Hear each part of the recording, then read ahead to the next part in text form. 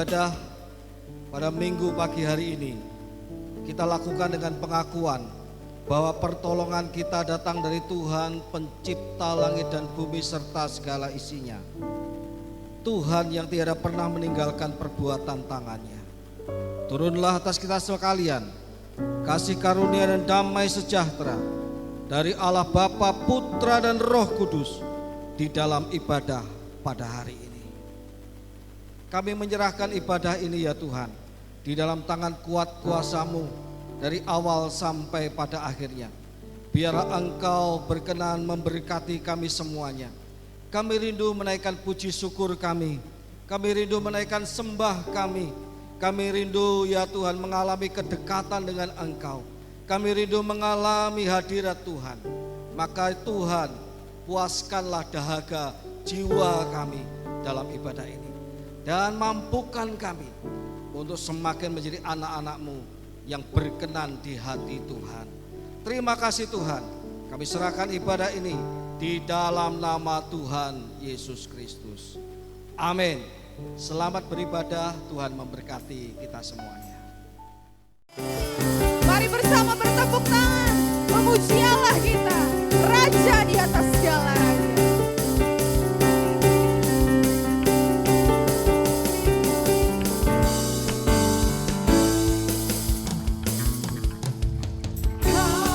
Gunung batuku datang, kota bentengku tak akan kurang. Kau menjamin hidupku, Kau keselamatanku Tuhan. Dan Kau yang membelaku tak akan kurang. Kuasa-Mu di dalamku, walau badai menerpa di dalam hidupku. Namun tangan-Mu Tuhan mengangkatku tinggi. Kau Tuhan yang benar, tak pernah tinggalkan. Dahulu sekarang selamanya, janji-Mu tak berubah. Kau Alfa dan Omega, awal dan akhir. Semesta alam memuja Engkau Tuhan yang benar.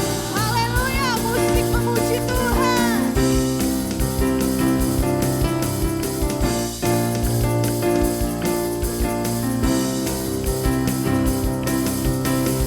Woo!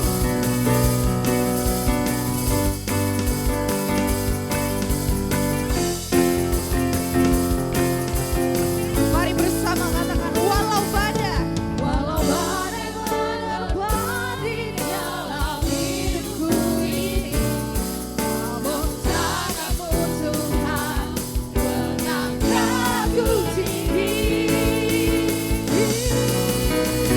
Kau Tuhan yang benar, tak pernah tinggalkan. Dahulu sekarang selamanya, janji-Mu tak berubah. Kau Alfa dan Omega, awal dan akhir. Semesta alam memuja Engkau Tuhan yang benar. Semesta alam memuja, semesta alam memuja, semesta alam memuja Engkau Tuhan yang benar. Haleluya. Mari kita terbang bersama Tuhan.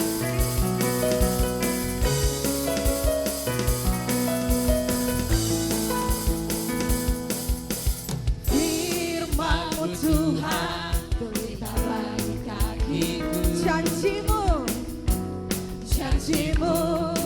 terang bagi jalan jalanku.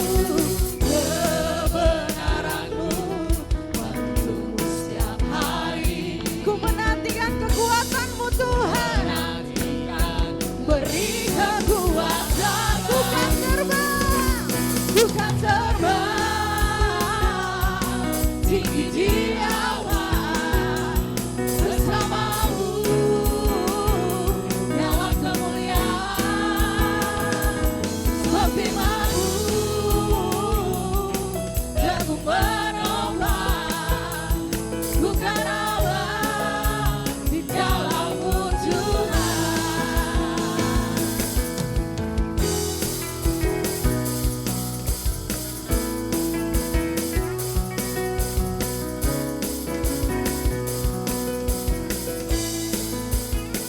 bersama kita.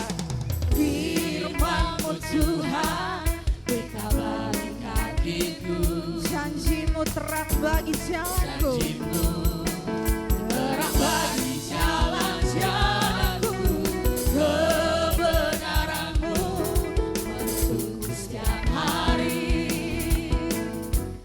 Ku menantikan beri kekuatan baru, ku kan terbang tinggi di awan bersama-Mu dalam kemuliaan. Sebab firman-Mu teguh menopang, bukan abang di jalan-Mu. Mari jemaat Tuhan katakan, ku kan terbang. Setiap janji-Mu Tuhan ku simpan dalam lubuk hatiku.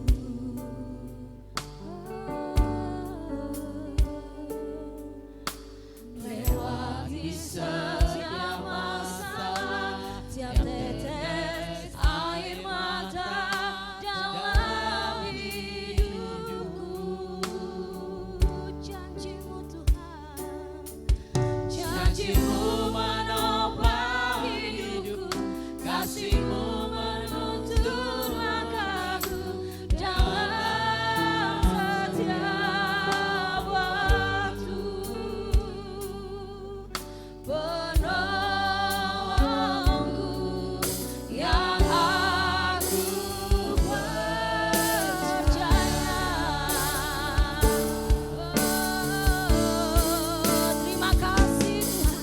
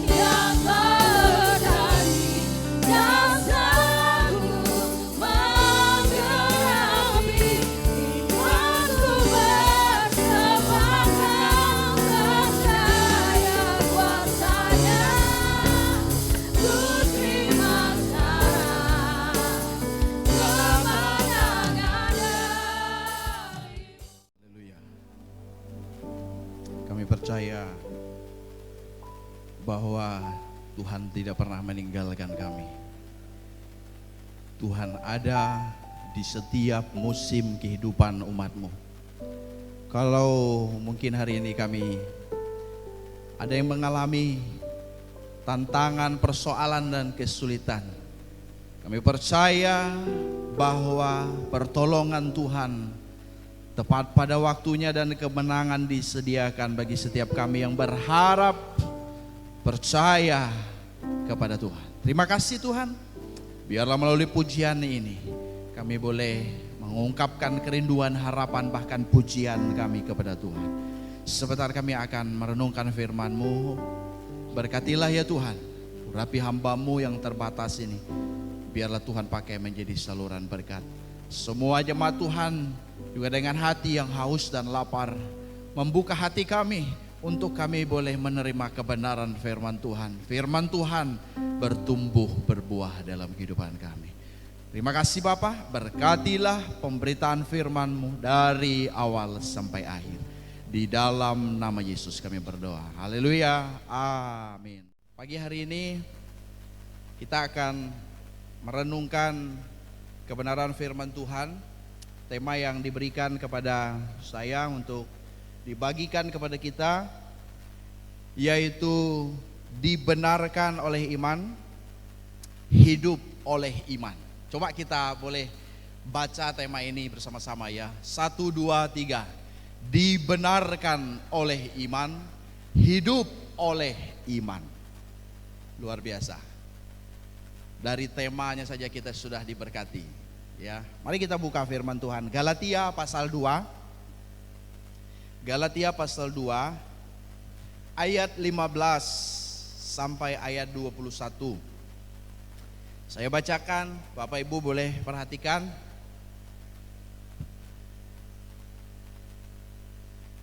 Yang terutama juga untuk orang Kristen keturunan Yahudi. Ayat 15.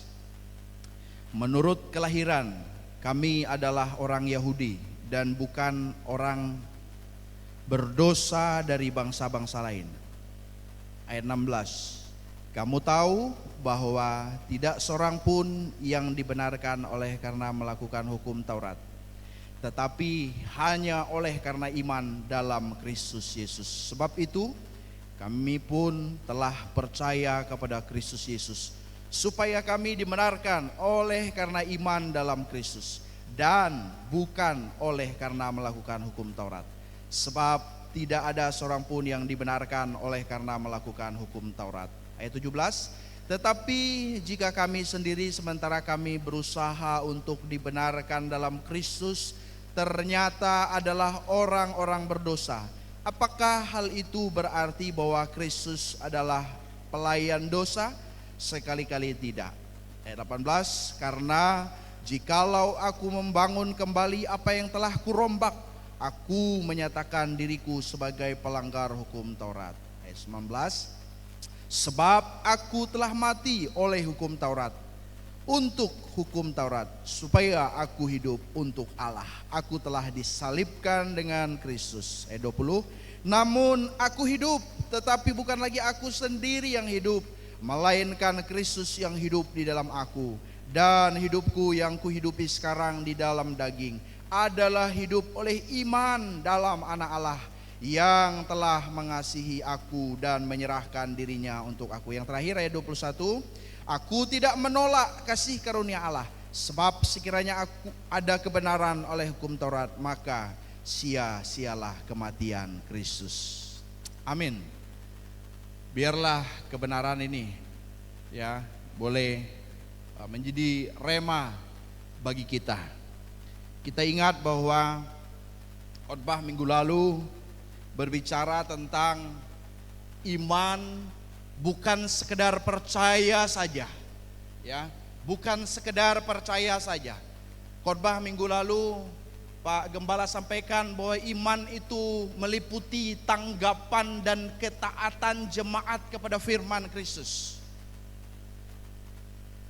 Dan hari ini kita memperhatikan kelanjutannya, bahwa oleh iman jemaat mengalami pembenaran, dan oleh iman jemaat juga menjalani hidup. Dengan lain kata, dibenarkan oleh iman, hidup oleh iman. Ada dua hal yang ditegaskan dalam tema ini. Yang pertama itu dibenarkan oleh iman, dan yang kedua itu hidup oleh iman. Dibenarkan oleh iman dan hidup oleh iman. Mari kita memperhatikan ya, dalam surat Galatia itu ada latar belakang yang penting yang perlu kita lihat ya. Ada kelompok Yahudi garis keras ya. Mereka ini disebut dengan Judaizer ya. Mereka adalah orang-orang yang sudah percaya kepada Kristus. Mereka ada di dalam jemaat dan mereka mengajarkan bahwa bangsa-bangsa yang bukan Yahudi ya, mereka harus mentaati hukum Taurat, hukum-hukum Yahudi, ritus-ritus Yahudi. Termasuk salah satunya adalah sunat sebagai bagian dari perjanjian, supaya orang-orang Kristen non-Yahudi itu mereka memperoleh keselamatan ketika mereka mentaati hukum Yahudi. Orang-orang yang bukan Yahudi tentunya mereka perlu juga diarahkan ya oleh Paulus. Makanya pada waktu itu terjadilah perpecahan ya di dalam kehidupan jemaat mula-mula antara orang-orang ya Yahudi Kristen garis keras itu dan antara orang-orang yang non Yahudi, termasuk juga ada orang-orang Yahudi yang sudah lahir baru di dalamnya. Oleh karena itulah Paulus mendorong dan memberi nasihat kepada orang percaya yang ada di Galatia itu untuk mereka kembali kepada Injil yang murni, kembali kepada kebenaran yang sesungguhnya. Sebab di dalam Injil itu adalah keselamatan itu untuk semua orang. Injil itu untuk semua orang, termasuk untuk orang Yahudi dan juga bukan Yahudi. Karena apa? Karena orang memperoleh keselamatan bukan karena melakukan ritus-ritus, ritual-ritual agama ya, melakukan hukum Taurat, sunat dan lain sebagainya, tetapi iman kepada Yesus Kristus. Jadi dalam bagian ini kita memperhatikan bahwa dibenarkan karena iman dalam Kristus Yesus. Kita dibenarkan dan memperoleh keselamatan karena kasih karunia Allah melalui iman kepada Yesus. Ayat yang ke-16 tadi ya, sangat jelas Paulus menegaskan dan dikatakan bahwa diselamatkan karena iman, bukan karena mentaati hukum Taurat. Jadi Bapak Ibu yang dikasihi oleh Tuhan, dalam bagian ini mau menegaskan bahwa keselamatan itu merupakan sesuatu yang hanya dapat dilakukan oleh Allah. Karena apa? Karena kita ini merupakan mahakarya Allah. Dan orang-orang yang percaya kepada Yesus Kristus, mereka diciptakan di dalam Kristus Yesus dan memperoleh keselamatan.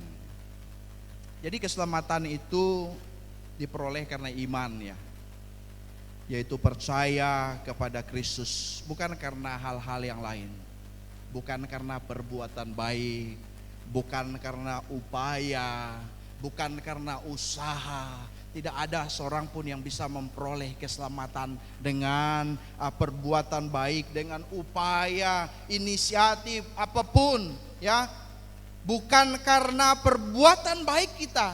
Kita dibenarkan karena percaya dan beriman kepada Kristus. Efesus 2 ayat 8 dan 9 menegaskan, sebab karena kasih karunia Kamu diselamatkan oleh iman. Jadi keselamatan itu karena kasih karunia. Oleh iman, itu bukan hasil usahamu, tetapi pemberian Allah. Itu bukan hasil pekerjaanmu. Jangan ada orang yang memegahkan diri.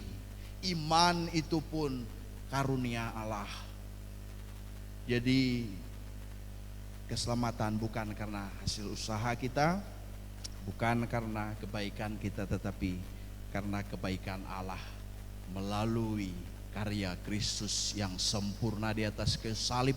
Sehingga ketika orang beriman kepadanya, percaya kepadanya, mereka memperoleh kehidupan yang kekal. Beriman dan percaya kepada Yesus Kristus sebagai Tuhan dan Juru Selamat. Bapak Ibu yang dikasihi oleh Tuhan, saya mengutip satu pernyataan dari seorang yang bernama Franz Havergal. Ya, dia berkata, tak perlu membayar. Ya, tak perlu membayar.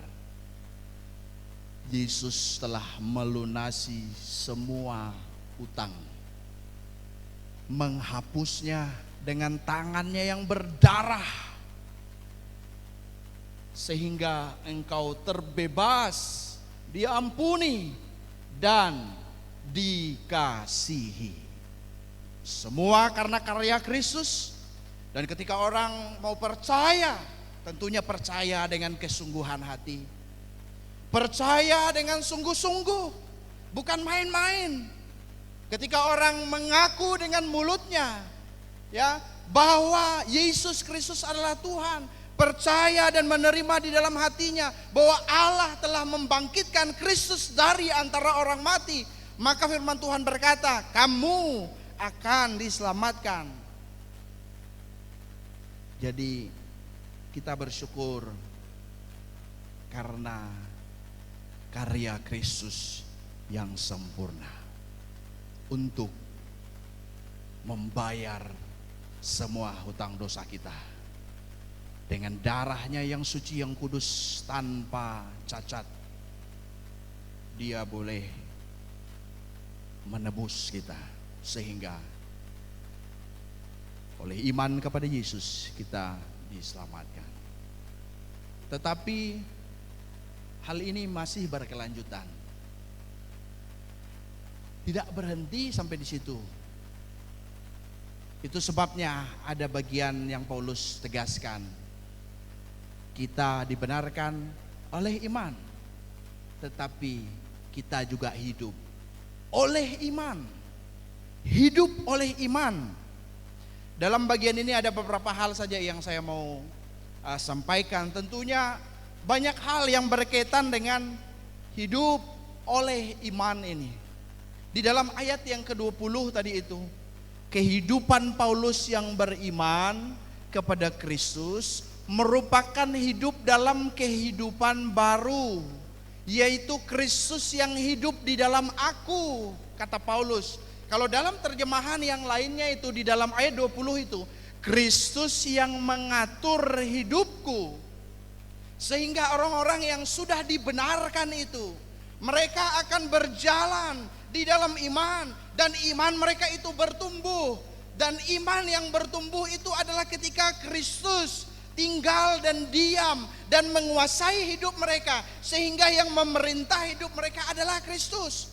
Kristuslah yang mengendalikan, Kristuslah yang mengarahkan, Kristuslah yang memimpin perjalanan kehidupan orang percaya. Dan dalam ayat 20 juga menegaskan hidup yang dijalani dalam Kristus, yaitu hidup oleh iman berdasarkan keyakinan penuh kepada Anak Allah yang telah mengasihi saya dan menyerahkan dirinya untuk menebus saya. Karena Kristus sudah mengasihi kita, ya, menyerahkan nyawanya bagi kita, dan kita berjalan bersama dengan Kristus yang adalah juru selamat dan Tuhan dalam kehidupan kita. Jadi Bapak Ibu yang dikasihi oleh Tuhan, dalam bagian ini mau menegaskan bahwa kehidupan Paulus yang beriman kepada Kristus merupakan kehidupan yang baru, yaitu Kristus yang hidup di dalam aku, kata Paulus. Bukan hidup yang lama, tetapi hidup yang baru, di mana Kristus yang hidup di dalam kita. Mati bagi manusia lama dan hiduplah bagi Allah. Di dalam Galatia ini paralel juga dengan Roma 6 ayat 5 sampai 11, bahwa orang yang hidup bagi Allah, hidup bagi Kristus itu menyerahkan anggota-anggota tubuhnya kepada Allah. Untuk apa?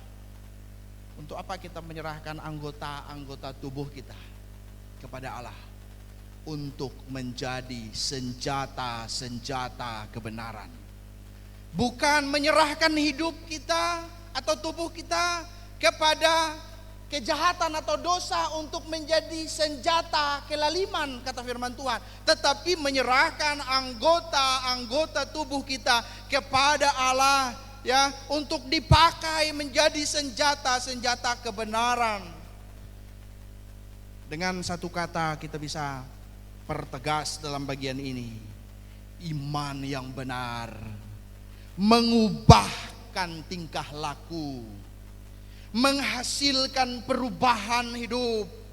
Iman yang benar membawa perubahan hidup, sehingga seseorang itu tidak lagi dipimpin oleh egonya, keakuannya, tetapi Kristuslah yang memimpin seluruh kehidupannya.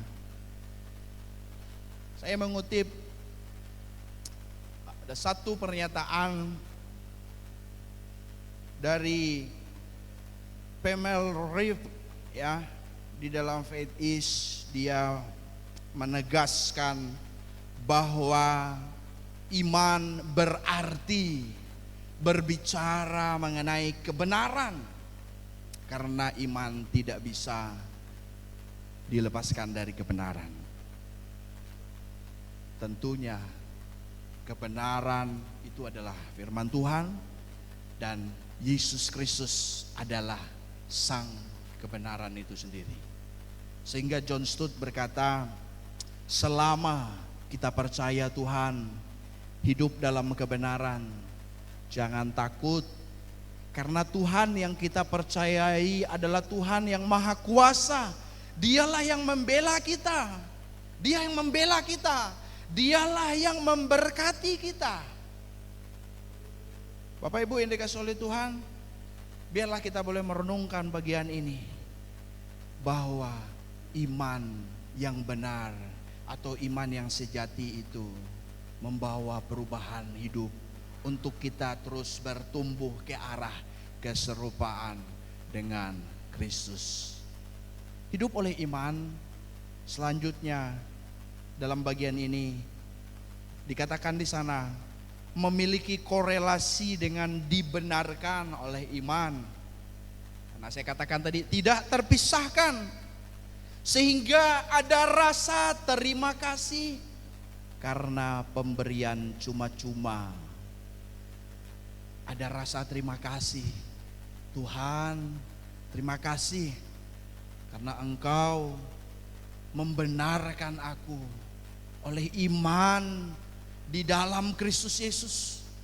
Ada rasa terima kasih, ya, kita ungkapkan, membuat kita apa? Melayani Kristus. Efesus pasal 4 ayat 12, yang membuat seseorang itu mau mengabdi kepada Kristus, yang membuat seseorang itu mau berbuat sesuatu, ya, untuk Allah, untuk Kristus, sekalipun perbuatan apapun itu tidak bisa membalas kebaikan Tuhan. Orang-orang yang sudah diselamatkan, kehidupan mereka sesungguhnya hidup melayani Kristus, dan juga iman bekerja sama dengan perbuatan-perbuatan. Itulah yang diungkapkan oleh Yakobus di dalam Yakobus pasal 2 ayat 22. Jadi melayani Kristus itu bukan pengganti iman ya. Bukan pengganti iman, tetapi justru merupakan pembuktian tentang hal tersebut. Dan iman yang benar itu, sekali lagi saya mau katakan, akan menghasilkan perbuatan baik dan juga perubahan hidup. Sehingga kita senantiasa hidup melayani Tuhan dan mengabdi kepada Tuhan, serta ada perbuatan-perbuatan yang baik. Kalau kita memperhatikan di dalam firman Tuhan ya, bahwa Yakobus mencatat iman disertai dengan perbuatan-perbuatan. Jadi iman itu bukan ditambahkan dengan perbuatan untuk menghasilkan keselamatan, bukan. Oleh iman saja kepada Kristus kita dibenarkan. Bagaimana Yakobus bisa menegaskan bahwa iman ya bekerja sama dengan perbuatan? Perbuatan di situ bukan untuk memperoleh keselamatan, tetapi perbuatan itu adalah buah daripada iman yang sejati. Orang yang beriman dengan benar akan menghasilkan perbuatan-perbuatan yang benar dan perubahan hidup. Dan bagian yang terakhir, hidup oleh iman. Saya catat di sini yaitu sabar dan bersukacita dalam kesesakan, terus berharap kepada Allah, tetap percaya hanya iman kepada Allah bahwa Dia memegang kendali dan memberi kekuatan. Galatia 3 ayat 11 dikatakan di sana, jadi jelaslah sekarang bahwa tidak ada seorang pun yang dibenarkan di hadapan Allah oleh hukum Taurat, sebab orang benar akan hidup oleh iman. Paulus juga menulis di dalam Roma pasal 1 ayat 17. Bapak Ibu boleh perhatikan, sebab di dalamnya, di dalam Injil, karena Injil adalah kekuatan Allah untuk menyelamatkan ya, baik orang Yahudi dan orang non-Yahudi.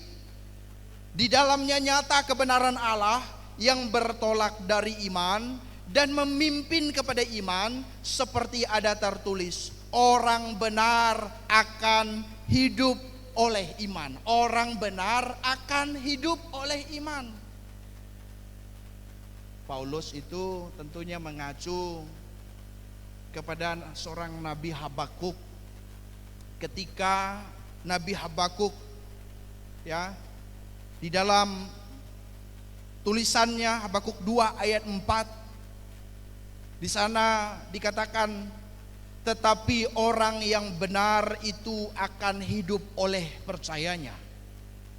Bapak Ibu, kalau kita belajar situasi, kondisi, keadaan ketika Nabi Habakuk hidup ya, raja-raja di Yehuda pada waktu itu mereka menjauh dari Tuhan, sehingga yang terjadi itu adalah ketidakadilan, kejahatan, sampai akhirnya kalau kita terus mengikuti sejarahnya, Tuhan memakai Babel untuk menaklukkan Yehuda.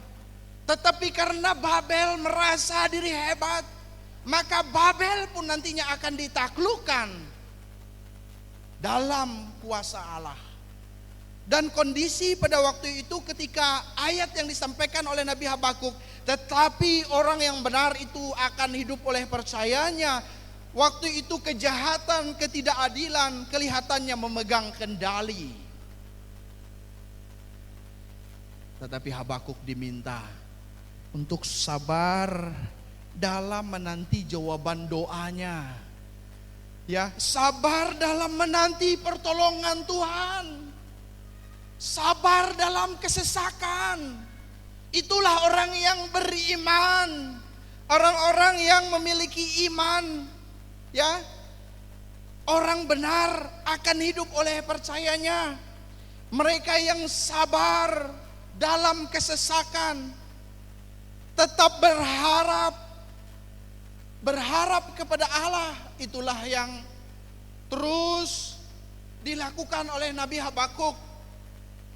Tetap percaya, hanya iman kepada Allah, bahwa Allah memegang kendali sekalipun kelihatannya kejahatan merajalela, ketidakadilan di sana sini. Percayalah bahwa Allah pegang kendali, bahwa Dia yang berdaulat. Dan Habakuk tetap memuji Tuhan, bersukacita keadaan sulit di sekitarnya, membangkitkan imannya bahwa Allah memberikan kekuatan. Itulah sebabnya hidup oleh iman. Kalau kita kaitkan dengan tulisan Paulus, bagaimana Paulus mengacu kepada tulisan Nabi Habakuk, hidup oleh iman itu sabar, bersukacita dalam kesesakan, ya, terus berharap kepada Allah, tetap percaya bahwa Allah yang memegang kendali dan memberikan kekuatan. Tadi lagu yang pertama sungguh sangat cocok dengan konteks ini ya. Dikatakan di sana, Kau keselamatanku dan Kau yang membelaku, tak akan ku takut, kuasa-Mu di dalamku. Walau badai menerpa di dalam hidupku ini. Apalagi? Namun tangan-Mu Tuhan mengangkatku tinggi. Walaupun badai menerpa, walaupun kesulitan menghampiri hidup kita, walaupun keadaan di sekitar kita begitu menakutkan, mengerikan, bahkan kejahatan pun merajalela, seolah-olah Tuhan kok belum turun tangan, Tuhan kok belum menyatakan keadilannya, Tuhan kok belum membebaskan umatnya, Tuhan kok belum menolong saya. Percayalah bahwa Tuhan yang pegang kendali, Dia memberi kekuatan kepada kita. Tetap sabar ya, tetap berharap kepada Tuhan. Coba kasih tahu kiri kanannya, sabar ya, berharap kepada Tuhan ya. Senyum, lihat jadi sebelahnya, balik lagi kasih tahu, ya kita sama-sama sabar ya, sabar dalam kesesakan, tetap berharap kepada Tuhan, percayakan hidup kita kepada Tuhan. Itulah orang yang hidup oleh imannya. Bapak Ibu yang dikasihi oleh Tuhan, kesimpulan firman Tuhan pada pagi hari ini, kita dibenarkan oleh iman, hidup oleh iman. Kita dibenarkan dan memperoleh keselamatan karena kasih karunia Allah melalui iman kepada Kristus Yesus. Keselamatan merupakan sesuatu yang hanya dapat dilakukan oleh Allah. Kita merupakan mahakarya Allah, diciptakan dalam Kristus Yesus. Orang yang benar atau orang yang dibenarkan hidup oleh iman, yaitu hidup dalam kehidupan baru, hidup dalam perubahan, meresponinya dengan hidup melayani Kristus, hidup mengabdi kepada Allah. Imannya menghasilkan perbuatan-perbuatan, sabar dan bersukacita dalam kesesakan, dan terus berharap kepada Tuhan. Tuhan memberkati kita.